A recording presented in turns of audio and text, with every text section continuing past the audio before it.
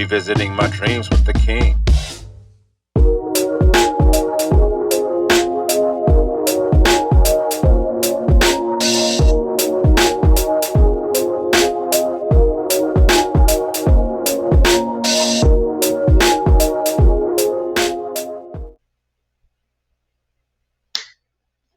Yo, good people, welcome to another episode of The RYD, A Journey to Your Dreams. I'm your host, Johnny King III, aka Still Chill Leroy, and this is the Revisit Your Dreams channel right here on YouTube.com.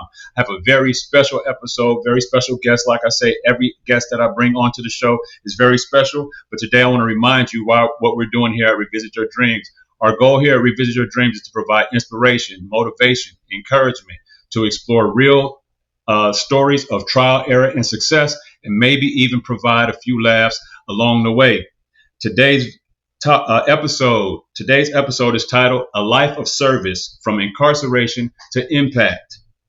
My very special guest today is a native of Memphis, Tennessee, an activist in the city of Memphis, as a TEDx Memphis alum. We'll explain. He attended and earned degrees from both Tennessee State University and University of Tennessee. He is a reentry specialist, helping incarcerated Tennesseans find productive path for reentry back into free society. His story includes his own time served as a wrongfully convicted incarcerated Tennessean. He is an active real estate agent, a well-versed motivational speaker, a proud member of Alpha Phi Alpha Fraternity Incorporated, and one all-around driven human being. Please welcome to the show my fraternal brother, my Nubian brother, my fellow TSU Tiger, Dr. William Arnold Jr. Welcome to the show. What's up, Brother King? How you doing, man? Thanks for having me. Man, thank you for being here, man. It's good to commune with you in this space. I affectionately know you as Fry. Those people who may be watching from UT or TSU affectionately know you as Fry. So if you're in the audience and I call him Fry, that's the nickname he kind of goes by in closer circles. But this is Dr. William Arnold Jr. I like to start off each episode by telling the audience how I know each guest. Every guest that I'm interviewing on an episode is somebody that I know personally, somebody that I've had a relationship with in some way, shape, or form, co-workers, college classmates, high school classmates, peers in different spaces. This brother right here, we're fraternal brothers, we're fellow TSU Tigers, and he was instrumental in my process of becoming a member of the fraternity. I'll never forget him and what he did for me. He probably don't know how much he did for me, but he built up some strength in me and just some other things that I'll keep that between me and him. We know what those things are, but he did a lot for me in that time, so I appreciate it. Dr. Arnold, you got any commentary or feedback on that? No, man, I'm just glad I could be there. With any organization, I firmly believe that the initiation of new members is your lifeblood. And if you can be there, you can be a part of that, and you can have a positive impact on a person's initiation into anything. Life, work, that's good. That's good. So I'm just glad that your members of me are positive, because they could have been otherwise. It could have been, but they weren't, man. It's all purposeful, and I enjoyed it to this day. To this day, man. I wouldn't rewind those experiences for anything, man. Let's get into it. The city of Memphis, affectionately known as One Town. Talk about what life was like for you as a kid growing up in the city of Memphis, and what has endeared you to the city in your adult years. Oh, wow. Memphis is Memphis. It has its own flavor. It has its own spices. It has its own challenges.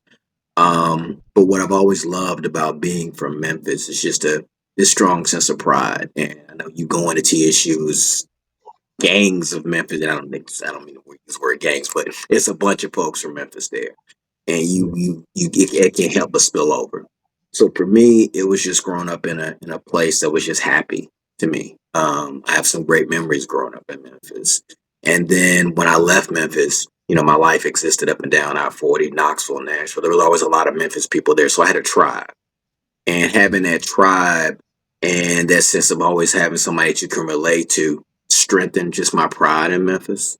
I think, had I gone somewhere else, gone out of state to college, and I had people there that I could relate to, I would have felt alone. So it's funny, from TSU to UT, even to prison, bruh, there was a strong contingency of Memphis folks.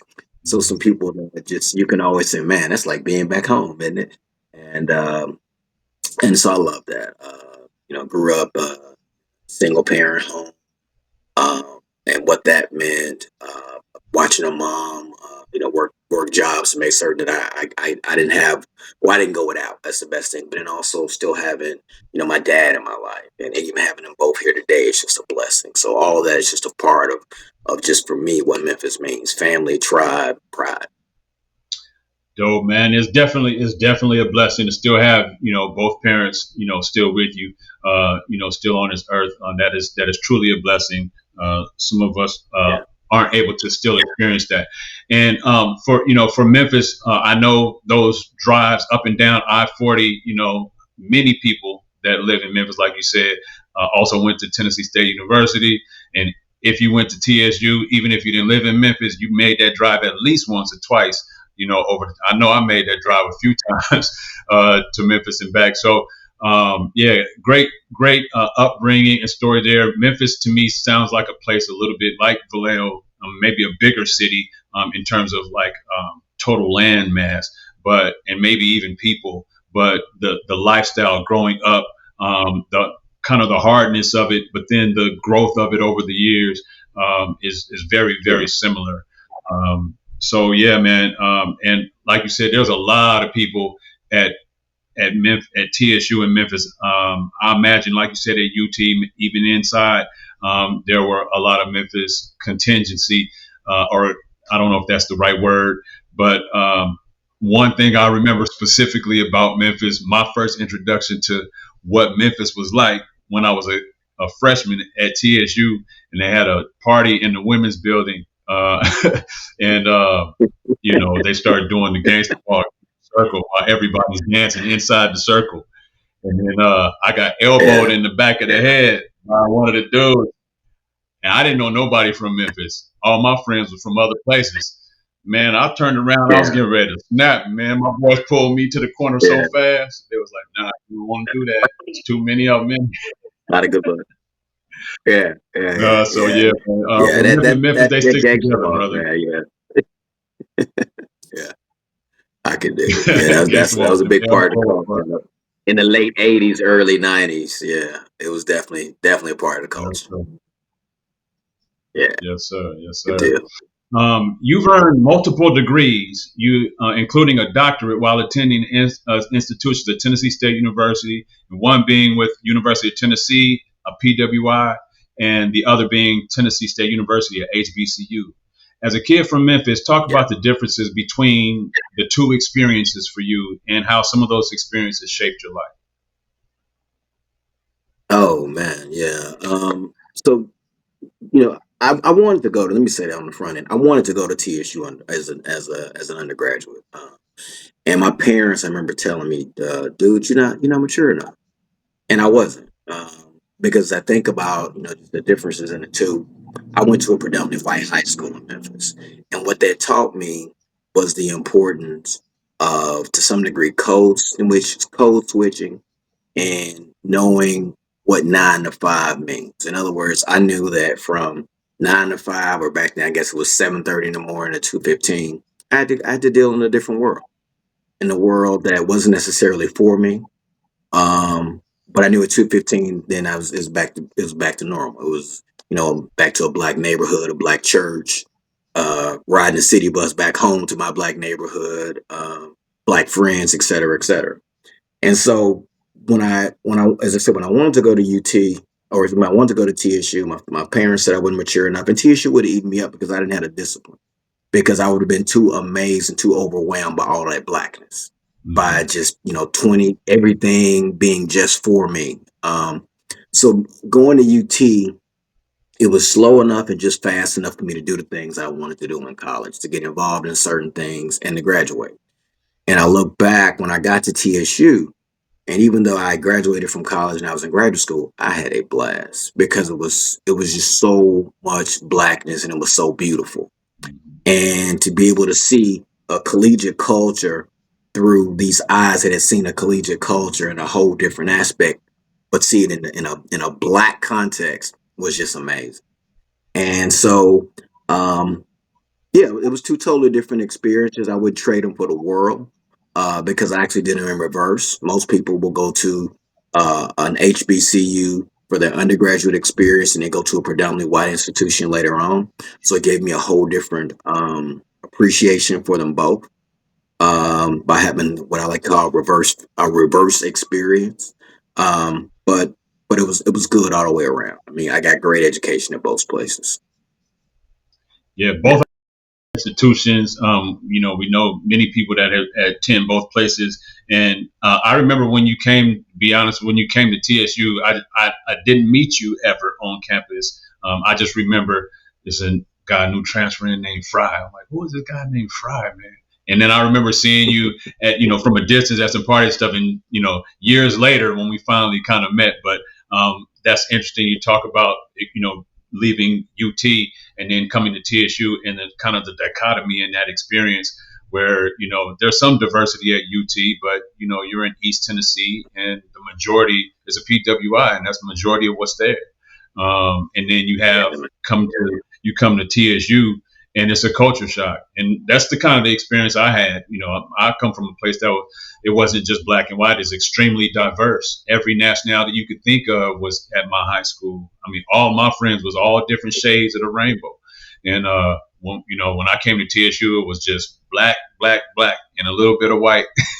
So it was culture shock to me too. I loved it, just like you said, though. I mean, I really, really embraced it. It felt totally different than I've ever experienced anything ever in life.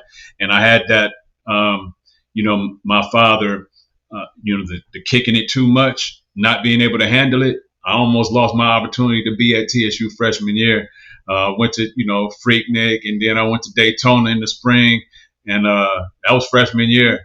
I had a 3.5 first semester, then I had a 2.5 second semester. My dad was paying for my education coming from Cali. And he was like, bruh, I am not paying for you to go all the way out there to out of state fees to get a 2.5. You don't have nothing but school to do. So whatever else you're doing, you need to quit, or next semester you coming back here. Man, real talk, that's the reason why I didn't play college, because I didn't want to leave TSU. I got threatened, and I took that threat to heart, bro. Let's move on, man. It's not about me. I just kind of chime in a little bit and add some stuff to it. But, you have a very interesting and profound story. What is it about your story of incarceration that you want people to know who may have never met you before, or maybe even those who have? What would you want them to know? Yeah. Good question. That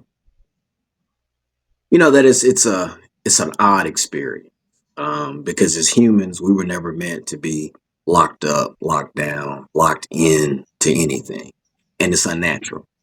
And I'm an ordinary guy, ordinary dude, who had something extraordinary happen to him. And that was to go through an experience of being wrongfully convicted of something I didn't do, to be sentenced to 25 years in prison, and then to ultimately have that sentence overturned, that conviction overturned, that sentence vacated, the charges dismissed. Something that to a regular person just sounds nuts, right? And so I have to sometimes just embrace God's brilliance through it all, God's just amazingness to say that, to some degree, I'm a walking miracle.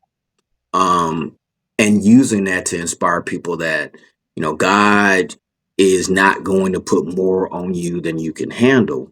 But my question is always, how are you going to handle it, and will you handle it? And that's the thing that, most people don't realize. When life happens, it's going to happen. It's going to hit you in the mouth. It's going to knock you down. The question is, are you going to get up? How will you get up? And when you get up, what are you going to do?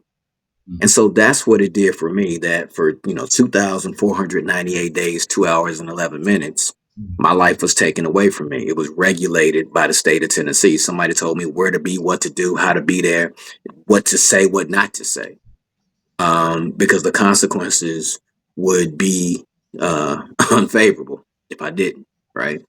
But through it all, it's how do you make it through that? I'm not gonna, sit here and make up and say every day I was smiling, skinning and grinning, I was gonna get through it. No, there were some really hard days, a lot of hard days, a lot of hard weeks, a lot of hard years.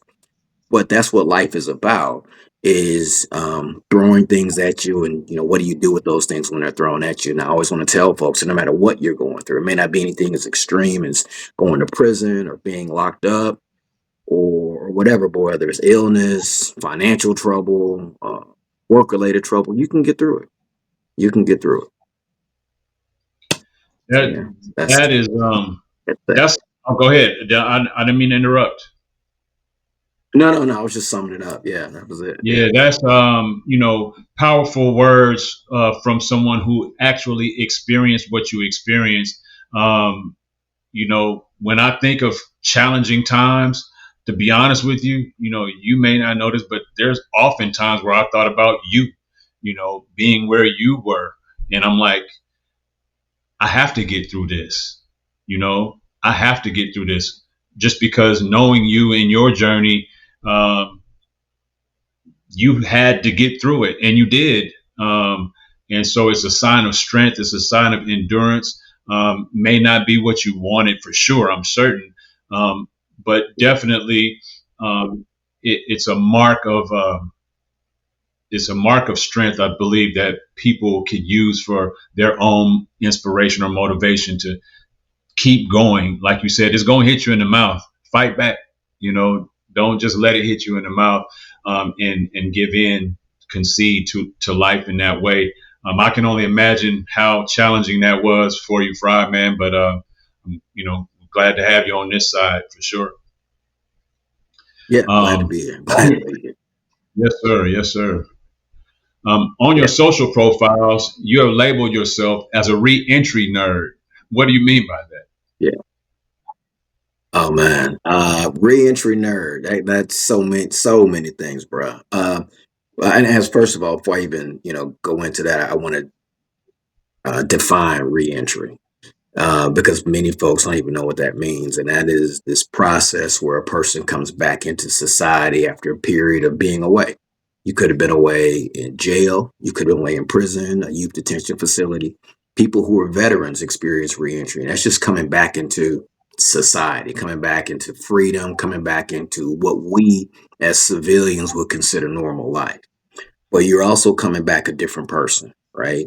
You're coming back having gone through oftentimes some very traumatic circumstances. As I said, circumstances where somebody has um, limited your access to uh, freedom, free thinking, rights, and just trying to make an adjustment. I mean, when I went to prison, I was 41 years old. I felt I was relatively highly functioning.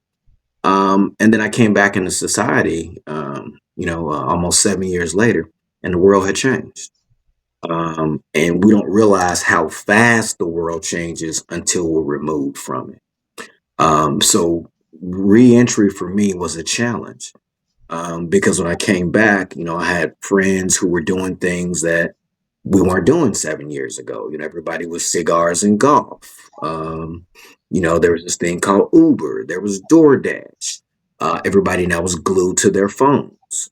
And prior to that, that wasn't the situation. But also, it was COVID, right? So that also was just another. And I got out of prison April 15, 2020. So it was the height of COVID, right? The world had just shut down.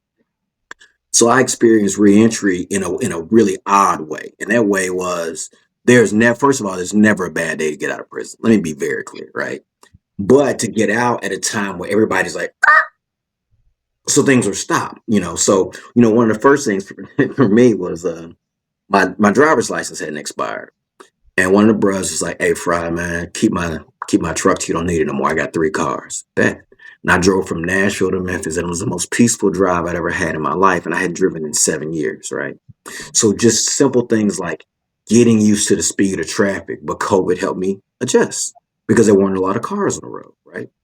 Um, going in the stores, going in the restaurants, because even to this day, still, I don't do a lot of crowds like uh, football games, big crowd of things. That's not something that I'm comfortable with anymore. But it gave me an opportunity to experience life slowly. So as I said, COVID was a blessing for me. But for the average person coming out of incarceration or coming out of the military, for example, they don't have that luxury. They have to come back and they got to figure it out full speed. You got to figure out that there are no more job boards. You got to use everything electronically. That traffic in Nashville is hell. You got to Yeah. figure that out, right? Or that there are no more landmarks, and it's not what you remember. So trying to adjust to a world that you oftentimes don't feel a part of. So how do you do that? And how do you do that gracefully? But more importantly, how do you do it efficiently? And so what I've been doing for the last 5 years is not only re-entering society, but also being a reentry practitioner. And that is working in the space where I've been able to identify strategies, trainings, programs, connecting resources to help people who are coming out of out of incarceration, or who were what we like to call justice involved, who may have had short term incarceration, maybe in jail, but needing to be connected with resources to overcome the barriers that come with that. So it's taught me just a lot of ways to survive, a way to rethink resources, to rethink programs, because many times we don't think about folks who have been incarcerated until we know someone who's been incarcerated. Uh, Hope that answers your question. No, very thorough answer. Yeah, I understand what reentry means. I hope that if you're watching in the audience, you understand now what reentry means. Being it's just you said it was a weird thing. It's a odd kind of thought to be re-entered into society during COVID. Like you yeah, said, there's no bad day to get out of jail. I find that a little bit humorous, but I know you meant that seriously. And yeah, um, doing it at a time where the world is shut down, it was a benefit for you, but it's probably a shock to your system too. It's like, I'm out, but I can't really enjoy being out. Well, let me just learn how to acclimate in my own space. Just gives you an opportunity to come back on your own time and see life, instead of having someone dictate to you, hey, Fry, you out now, XYZ. You're like, no, let me figure out XYZ on my own. But now that you've gone through that experience, you have the ability now to help others that are coming out, and create programs. I think it's so powerful that you are now envisioning a world where we have to consider those who are inside that come out. What are we going to do with those people? How are yeah, we going to help them? And only, like you said, because you happen to have the experience of being one of them, and the common person doesn't even think about any of that until, like you said, we may have someone who's inside ourselves. So just powerful work that I don't think anybody even considers as an opportunity if you weren't in there or know somebody that was in there. yeah, yeah. And it was, and I even throw this in there, man, because I have to say, as a black man from Memphis, humble beginnings, educated, I was embarrassed. And when I say embarrassed, bruh, I mean that, we were all running around, living our middle class life, doing our community service projects, but never truly realizing the effect, the generational robbery that the criminal justice system perpetuates on black men, on people of color, on poor communities. Because when I got there, I stood out.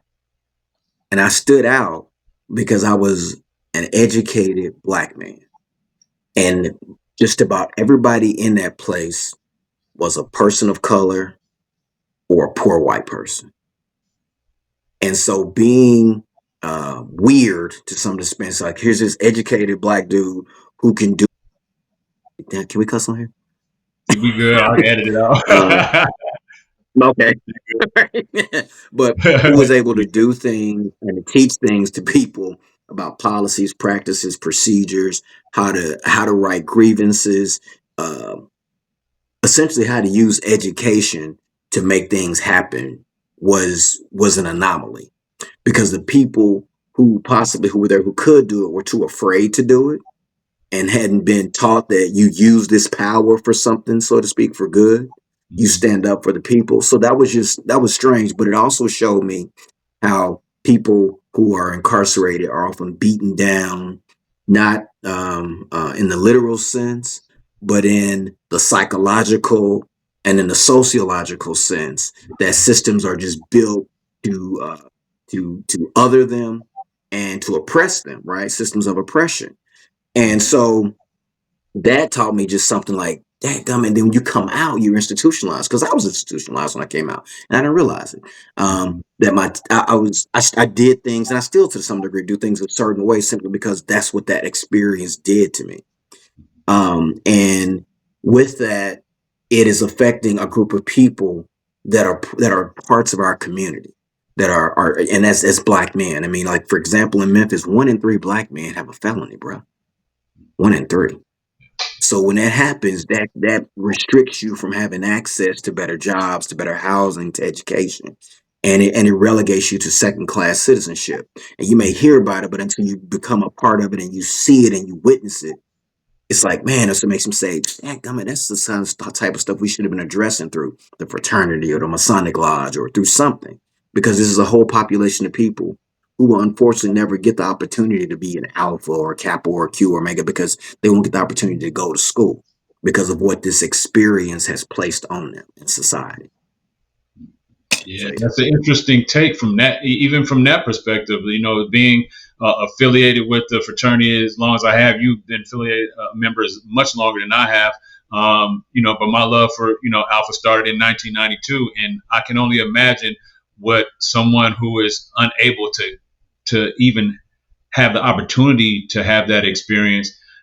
You're right. Like, there's a lot of people that get left out of um, exposure, support, help, and even the experiences that you and I might have as free black men. With respect to your story, now a free black man. So, it's interesting, when you talk about to think about it because I don't want to liken your story to a movie, but it sounds like a movie. It sounds like something that would happen to someone in a movie. And, Yeah. I can only envision you inside, like you said, as a free black man, as an educated black man, who's had a lot of experiences mentoring people, helping, and using, knowing you, was that fuel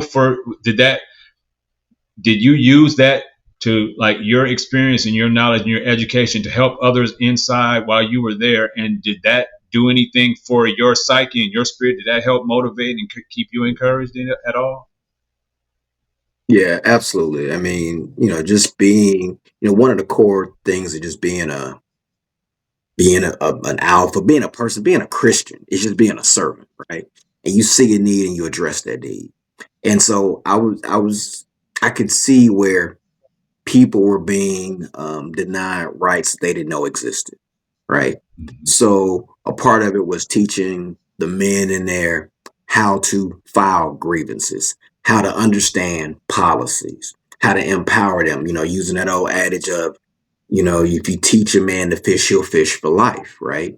And so with that, hey man, let me put you on game and show you how to beat this write up that you get, how to beat the D board, how were they aired on this isn't a policy, this is something they made up. That's the practice, that's what they do. But then, being more public, I was on the inmate council. That's kind of like the prison SGA, where you Okay. have a representative from every unit, and that unit meets monthly with the wardens, right? The main warden and his assistant wardens, and you bring the issues that the population have to the wardens, and you fight for things. And so through some of those things, we were able to get better and more cable channels, different types of food, by simply just challenging the system. And it was something that a lot of the guys in there, a lot of them, because they unfortunately had lifelong touch points with the criminal justice system, so didn't understand that you can speak up and you can speak out.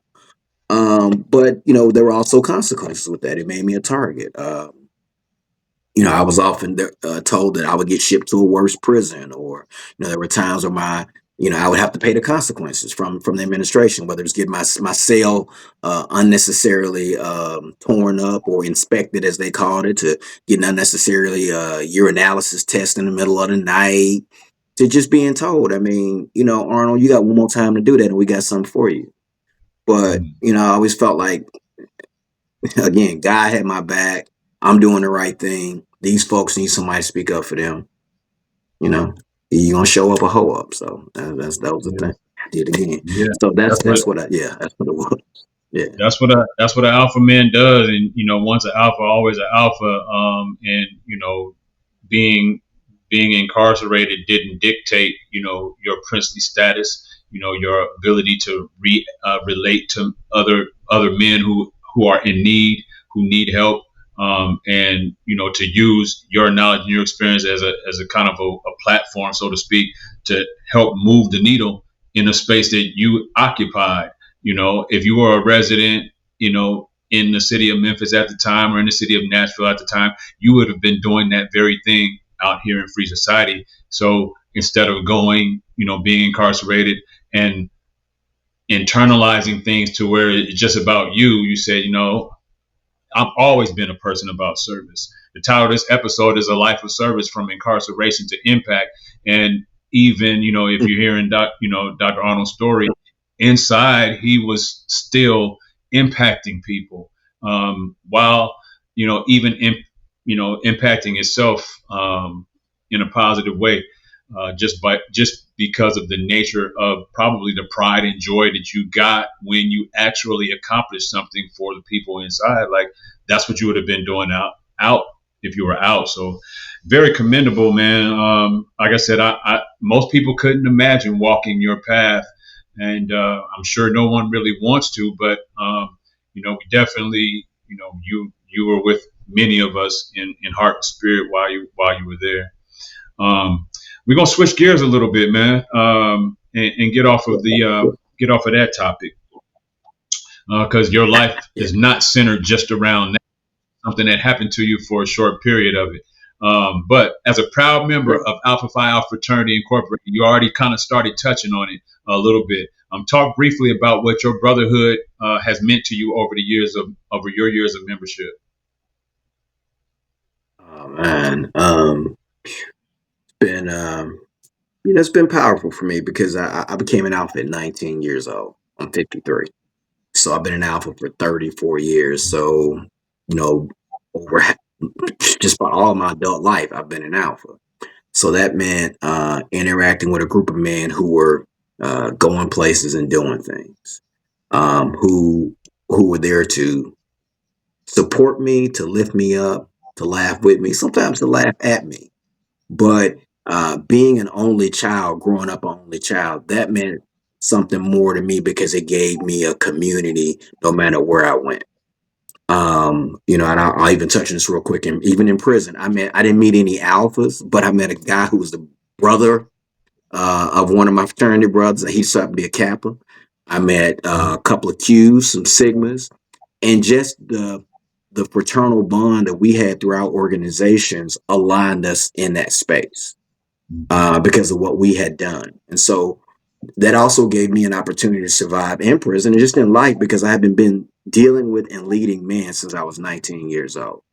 So it gave me the opportunity to just take up space, and it still does. When you walk into a room, because of the training, because of the understanding and the principles, it gives you a different space in life, and when you sit at the table.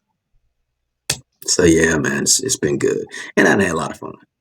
Yeah, yeah. I'm sure you. I know you have. You can't start in this thing at 19 and be 51 and not have had a lot of fun along the way, man.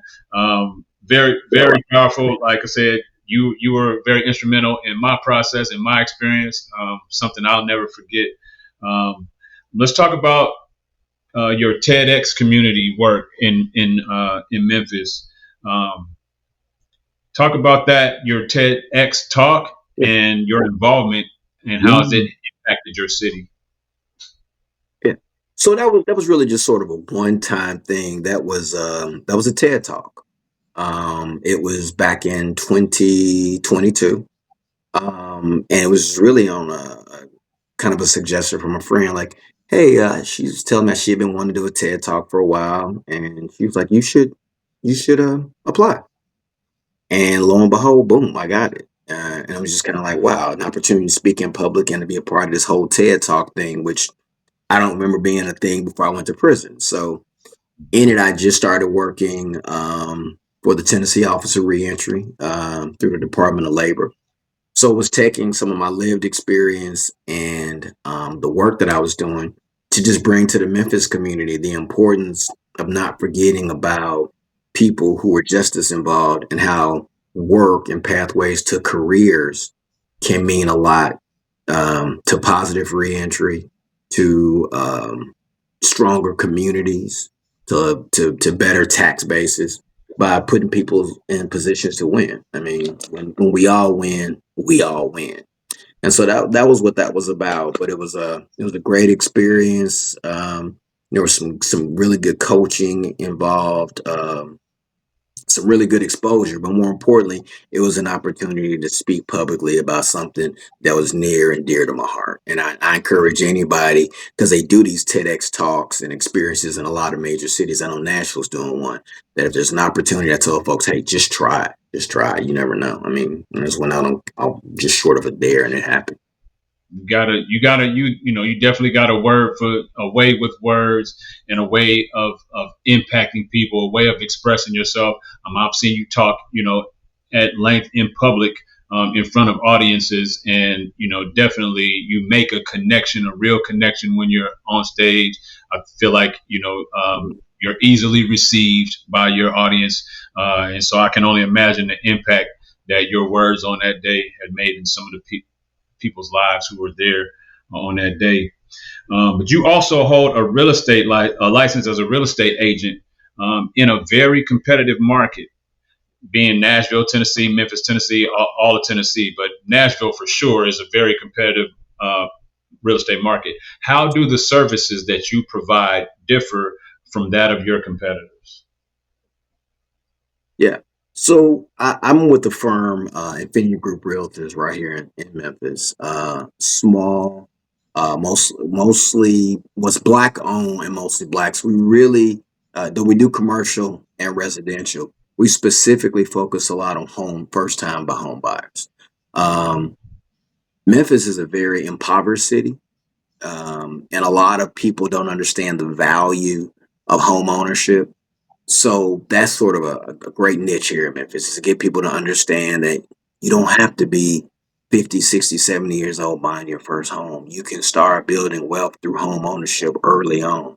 And it doesn't take as much as you think, because most times people are spending more money per month in rent than they would in a mortgage. And they just don't understand it because we're just many times not educated. So being able to educate, to engage people who look like you, sometimes people who are older than you who don't even understand the game, is just an empowering thing. So that's one of the big things I can say, that if I had to say three things: education, engagement, and empowerment of the community is what we specialize in. Just Yeah. definitely different than most. I would say most. I won't say most. Than a lot of real estate agents and real estate companies. Of course, I think all of them provide some level of education as it relates to real estate and buying homes. Mhm. But it sounds like your real estate agency goes a little bit above and beyond that, because of the circumstances that the city of Memphis is dealing with in terms of home ownership, and the lack of educational resources there for some people in the city. You guys are taking it to another level, and again, making an impact in a space that otherwise, people would not be served. So, man, again, The reason why I titled this episode "A Life of Service" is because I know that this man, Dr. Arnold, has lived a life of service. Giving back to the community. Man, we can ready to get into some fun stuff. Um, and we're almost done here. I got a couple more questions for you, but get into a fun question, man. I think this will be fun. It's a new segment that I started a couple episodes ago. It's called "Who Got It?" All right. Um, it's 5 questions. You spent time in Nashville at TSU. You spent time in Knoxville at UT, and you're a Memphian, currently living in Memphis, right? So, who got it? Oh yeah, yeah. Part A. Who got the best food? Nashville, Knoxville, or Memphis? M-Town. Yeah, it's got to be Memphis, man, no doubt. Why? Well, a couple of reasons. If I can't get it at a restaurant that I grew up going to or that has developed, I can go to my aunt or my mama house or my other aunt house and I can get it. And I don't know anybody in Knoxville or Nashville that's cooking like my mama now. So, that's only in Memphis. Only in Memphis for me. Yes, sir. Memphis got the best food. All right, who got it? Who got the best nightlife? Nashville, Knoxville, or Memphis? Ooh, boy. I would say definitely Nashville because that's where when I was really doing nightlife stuff, that's where I was doing. It was in Nashville. I was at that age. Now at this age, I don't really nightlife that much. But yeah, Nashville, I had a blast because it was an opportunity because I threw parties. So I got to go to a lot of different type of events that allowed me just, great access to some good stuff. And at the time, Nashville was just really developing, and there were a lot of good concerts coming to the city. So I got to see like Prince, for example, a couple of times, and yeah, Nashville had it. Yeah. Nashville got it.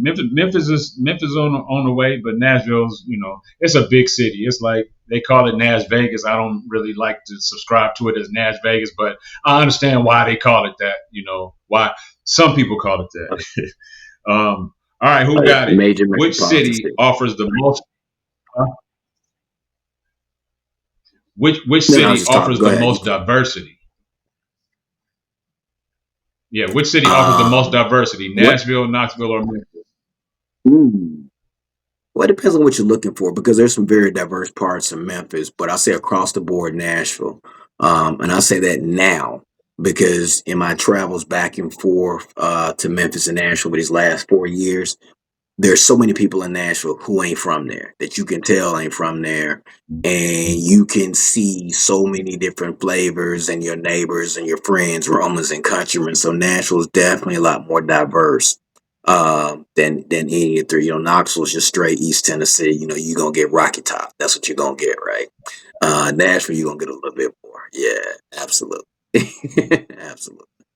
Yeah, Nashville is becoming a lot more diverse. When I first got here in '92, it was pretty much black and white. I was looking around like, where's everybody else? And now everybody else is here. A lot of Californians here. I know people have their own thoughts about Californians moving here because they kind of messed up the housing market a little bit. Coming here with cash, boatloads of cash, buying houses. The day they list, you know what I'm saying, and then retiring with a business because they sold their house, they little big 3-bedroom, 2-bathroom house in Vallejo, California for $575,000 or $1.3 million or something like that. But it happens, man. That's part of that diverse nature of it. All right, we got 2 more. Who got it? Nashville, Knoxville, or Memphis? Who makes the best music? Memphis, man. It's nothing like the blues. Once you had a lived experience and you're going through some stuff and you hear the blues, whoo. But don't get me wrong, Memphis has a strong rap scene. They have had it for years. And then there's some good, good rock and roll. You can see some good live music. I know Nashville calls itself Music City. I appreciate that. But a lot of times the music they talking about, I ain't talking about. So gotta go to the crib, man. Nothing like the 901. For sure. Depending on who you ask that question to, some people might, like you said, some people call it Nashville Music City. It's Nashville. Yeah. I don't know. Memphis, I'm not from Memphis. But But if I was being asked this question, yeah, Memphis is what I would choose to that answer to. I mean, like you said, a lot of Oh blues, yeah. Elvis, um, Glorilla, and all from everybody in between. 3 6 8 Ball, Mafia, MJG, yeah, all Project MJG, Pat. Oh Project Pat, yeah, all of them, all of them. Isaac All right, Hayes. last Oh yeah, one. we yeah. Yeah. Oh yeah. Memphis got history, man. Memphis got music history in all types of genres, not just hip hop and R&B. Mhm. Indeed. All right. Who has the best sports teams? And who has the best sports teams? Nashville, Knoxville, or Memphis? And this is a two-part question. If you were having your jersey retired, where are you hanging your numbers up Oh, now you didn't split my heart up into three different directions. at? So first of I gotta make all, it a little challenging. no, it's kind of yeah. This time you got me because I am a diehard Vols fan, so I love UT football. Um, And then from having lived in Nashville when the Titans first hit town, man, I was all in. That first year when the Titans went to the Super Bowl, I was all in. I was raised a Steelers fan, but now Titans.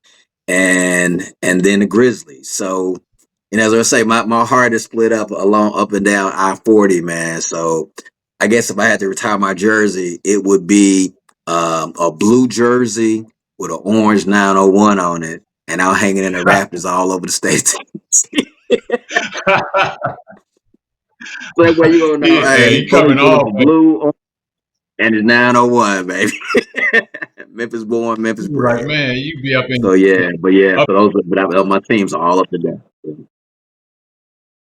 That orange supposed to be Say on it the other again. side. Blue over here. What they doing over here? Yeah, yeah. That's woo, and see, and so going to Knoxville, I have to say this real quick. Memphis is such a basketball town that when I got to UT, I was all about basketball, and I got there, and 100,000 folks every Saturday. And I was like, man, they serious about this football stuff, ain't they? And Mhm. you go to a game, man, and it's like, woo, that's a whole different, literally a whole different ball game. And after my freshman year of college, man, I was like, man, hey, rock your top. So I love UT football. Yeah, I do. Yeah. UT football is very popular, man. When at my freshman year, I went home for a spring break. I think maybe it was for Christmas, and my grandmother, who was living at the time, my dad's mom, she was like, "Baby, you having a good time out there? I saw your team on TV." I was like, "You did?" He was like, "Yeah, yeah." It was like orange and white with the T. I was like, "Nah, that's UT. I went to TSU." She didn't understand it. Yeah. But And then, let yeah, me also, man. I can't, the culture at a TSU football game, because even at because a UT football game is cool. But when I first got to TSU, I'm watching the game, and this was like in the late 90s. Everybody, why are you watching the game? Because I forgot about the party in the stands. So the party in the stands at a TSU game ain't nothing like that either. So please let me not leave that out of the mix as well, man. Nothing like that. It's Saying all that good. there's something to be said about TSU homecoming, for sure. Being in the stands at during TSU homecomings, being in the hole, playing at Hale Stadium. When games were there at Hale Stadium, those games were uh, otherworldly. They pale in comparison to the size of the games at UT. I mean, not even close. UT 105,000 deep, 110. Standing room only. TSU might have 5,500 there, but it was everybody that was on campus was in them stands. Yeah, yeah. So, And all from the right, man. neighborhood, man. Yeah. We're wrapping it up, man. I thank you for being here and doing this, Fry, and being candid about your experiences. All across the state of Tennessee. But we're almost to the end. I got a couple more questions for you. This one's maybe a Okay. short one or long one, depending on how you answer it. If you could offer a single quote, phrase, scripture, or mantra to a group of individuals that would take heed to that word, what word would you tell them? Yeah. I'm gonna get to it. I'll be quick with them. First is Philippians 4 verses 6 through 8. Be anxious for nothing, but in everything through prayer and supplication with thanksgiving, let your requests be made known to God. And the Spirit of the Lord, which is beyond all understanding, will comfort your heart and mind. So don't worry about nothing. Pray about everything. God gonna take care of it. And then it will be Frederick Douglass. Without struggle, there is no progress. So ain't nothing coming easy. You're not gonna move forward without some struggle. That's how we get strong. Absolutely. I totally agree with that, not just from a fraternal standpoint, not from just because of Frederick Douglass, but I agree with those words. Without struggle, it's going to be hard to progress. Anything that, if you're watching in the audience today, this show is to provide inspiration, motivation, and encouragement. And, anything that you accomplish, you attempt to accomplish in life is not going to come without some type of struggle, some type of effort put forth that might fail. And, but it's important not to look at those failures as the end of the road, as a roadblock, but to look at those failures as learning opportunities, growth opportunities, teaching lessons to get you to the next step.